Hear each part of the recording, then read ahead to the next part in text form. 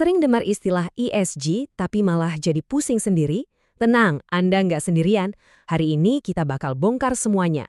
Lupakan dulu jargon-jargon yang rumit, karena kita akan langsung intip dapurnya para profesional, gimana sih cara mereka pakai data ESG buat mengambil keputusan investasi yang sesungguhnya.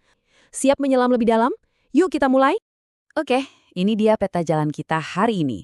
Kita bakal mulai dari pertanyaan paling mendasar soal ESG, terus kita akan jadi semacam detektif data buat melacak dari mana skor ESG itu berasal, dan terakhir, kita akan satukan semua kepingan puzzle ini jadi satu kerangka kerja profesional yang solid. Anggap aja ini petualangan kita buat menaklukkan dunia ESG. Pertama-tama, yuk kita luruskan satu hal penting. Investor yang canggih sekarang ini nggak lagi cuma nanya, apa sih isi reksadana ini? Pertanyaan mereka jauh lebih dalam dari itu. Kenapa? Karena di dunia ESG, apa yang kelihatan di permukaan seringkali belum menceritakan keseluruhan ceritanya. Nah, ini dia pertanyaan kuncinya. Waktu Anda investasi di reksadana berlabel ESG, apa sih yang sebetulnya Anda nilai? Cuma lihat produk akhirnya, saham-saham yang ada di dalamnya? Atau Anda juga peduli sama proses di baliknya? Gimana cara si manajer investasi mikir dan ngambil keputusan? Jawabannya bakal mengubah total cara Anda melihat data ESG. Dan disinilah letak perbedaannya yang paling mendasar. Coba bayangin analogi ini. Menilai produk itu ibarat kita baca label nutrisi di belakang bungkus sereal. Kita tahu isinya apa saat ini. Tapi, menilai proses itu seperti kita diundang masuk ke dapurnya langsung. Lihat si koki bekerja. Kita jadi paham filosofinya, keahliannya, dan komitmennya pada bahan-bahan berkualitas. Dua-duanya penting, tapi yang satu fokus ke apa, sementara yang satunya lagi fokus ke bagaimana dan mengapa. Oke, biar nggak cuma teori, yuk kita bawa konsep produk versus proses ini ke dunia nyata. Ada dua raksasa di dunia penilaian ESG yang pendekatannya beda banget, dan ini bakal bantu kita paham perbedaannya secara konkret. Di satu sisi, ada Morningstar. Mereka pada dasarnya mengambil foto portofolio sebuah reksadana saat ini dan menilainya.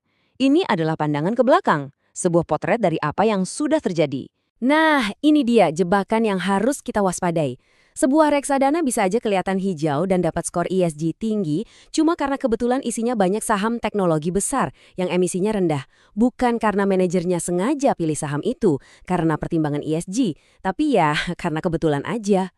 Inilah kenapa kalau kita cuma lihat produknya, kita bisa terkecoh. Nah, di sisi lain ada Mercer yang kerjanya lebih mirip pencari bakat. Mereka nggak cuma lihat portofolionya, tapi mereka menilai manajernya, budaya perusahaannya, sampai proses pengambilan keputusannya. Ini adalah pandangan ke depan, menilai potensi mereka buat terus konsisten di masa depan.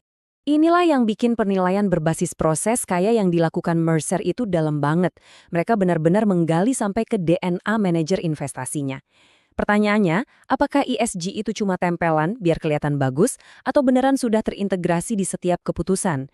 Buat dapat skor tertinggi, yaitu ESG 1, sebuah manajer investasi harus bisa membuktikan kalau ESG itu sudah jadi bagian dari napas mereka. Oke, kita udah ngobrolin soal skor dan peringkat. Tapi, pernah kepikiran nggak sih semua angka itu datangnya dari mana sih? Nah, sekarang kita bakal jadi detektif data dan melacak perjalanan informasi ESG dari sumbernya yang paling mentah sampai jadi skor akhir yang muncul di layar kita. Prosesnya itu bisa kita ibaratkan kayak bikin kue. Data primer itu adalah bahan-bahan mentahnya. Tepung, telur, gula. Ini adalah informasi kasarnya. Lalu, ada proses transformasi. Ini adalah saat para analis mengaduk dan memanggang semua data itu. Dan hasil akhirnya adalah data sekunder, kue lezat yang sudah jadi, yaitu skor atau peringkat ESG yang biasa kita lihat. Yuk, kita mulai dari fondasinya, data primer. Anggap aja ini batu bata pertama dalam membangun analisis ESG. Tanpa data mentah yang berkualitas, ya seluruh bangunan analisisnya bisa goyah. Data primer ini datangnya dari dua arah. Pertama, sumber langsung, yaitu apa yang perusahaan katakan tentang diri mereka sendiri di laporan tahunan atau presentasi.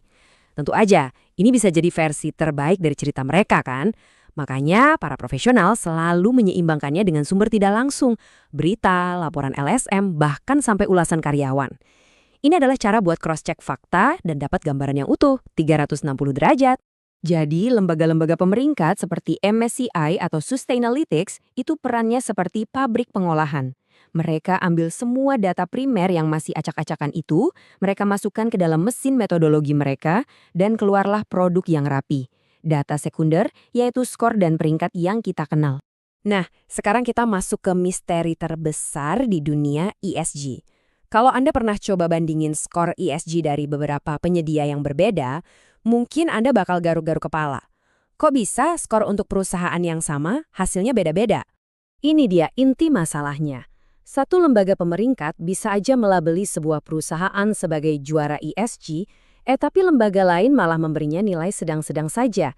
Ini bukan berarti salah satunya salah loh. Ini menunjukkan ada perbedaan yang fundamental dalam cara mereka menilai, dan inilah yang harus kita bedah. Coba bayangin, metodologinya beda, datanya nggak seragam, banyak yang nggak diaudit, dan kurang transparan. Makanya penting banget untuk diingat, skor ESG itu sinyal bukan kebenaran mutlak. Tugas investor profesional yaitu mengartikan sinyalnya, bukan cuma nerima skornya gitu aja. Nah, buat merapikan kekacauan ini, muncullah para penyedia indeks ESG. Gimana cara kerjanya? Jadi, mereka kumpulin skor, pakai formula kuantitatif, terus atur bobot perusahaan buat bikin indeks. Dan skalanya itu besar banget. MSCI aja misalnya punya lebih dari 1.500 indeks ESG. Tapi, ya ada minusnya. Pendekatan ini seringkali menghilangkan konteks bisnis dan judgement dari manusia. Baik, kita sudah bongkar mesinnya. Kita sudah lihat semua komponennya. Sekarang saatnya kita rakit kembali semuanya menjadi sebuah kerangka kerja yang sistematis, seperti yang digunakan oleh para profesional pemegang sertifikasi CFA.